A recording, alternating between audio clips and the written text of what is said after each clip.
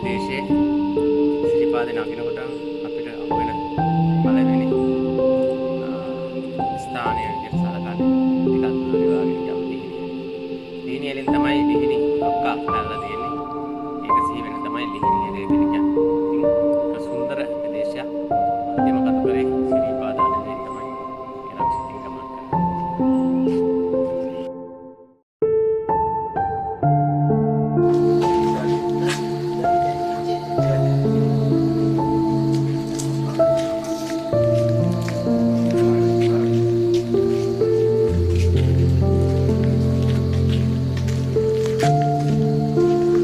මේ සිටින්නේ සිරිපාදේ බලාපොත්‍ර පාරේ සුවිශේෂ ස්ථානය. තමයි ගජමන් ඉස්සර. ගජමන් නෝනා ඉස්සර නිරන්තරයෙන් සිරිපාදේ ගියාලු.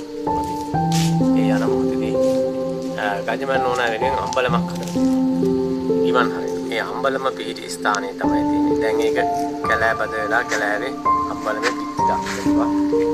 කොහොම කැලෑබද ප්‍රදේශයක කැලෑවට ගිහින් තියෙන්නේ ජරා ජීර්ණ බවට පත් වෙනවා. මේ ස්ථානේ තමයි අපිට මේ දක්නට ලැබෙන්නේ විශේෂ ස්ථාන.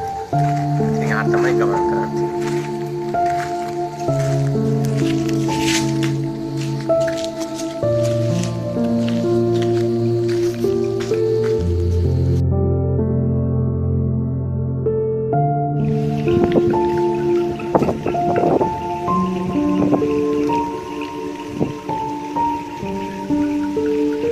අපි මේ සිටින්නේ ශ්‍රීපාදේ බලාපොත්‍ර පාරේ ආණි අම්බලම කියන ස්ථාන. ආණි අම්බලම කියලා හැදලා තියෙන්නේ පළවෙනි රාජසිංහ රජු.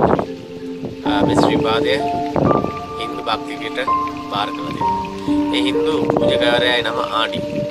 ඒ ආණියා මරණු ස්ථානයේ තමයි මෙතන ආණි අම්බලම කියලා අදහස් කරන්නේ. මේ ආණි අම්බලමේ ඉඳලා ශ්‍රීපාදේ හොඳට පේනවා. පද්මය තමයි අපිට දර්ශනය වෙන්නේ.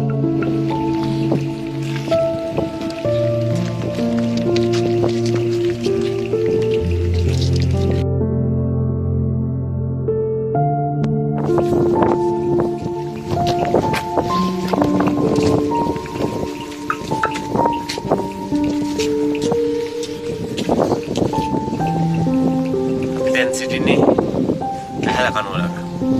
මහගිරි දැමට පහළින් තියෙන්නේ ඇහැල කනුව. ඇහැල කනුවේ දකින්න ඇහැල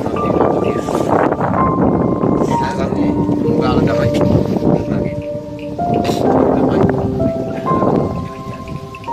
අපිට බලාපොත්‍ර පාරෙන් දකින්න තමයි මෙවැනි කනුවක් දකින්න.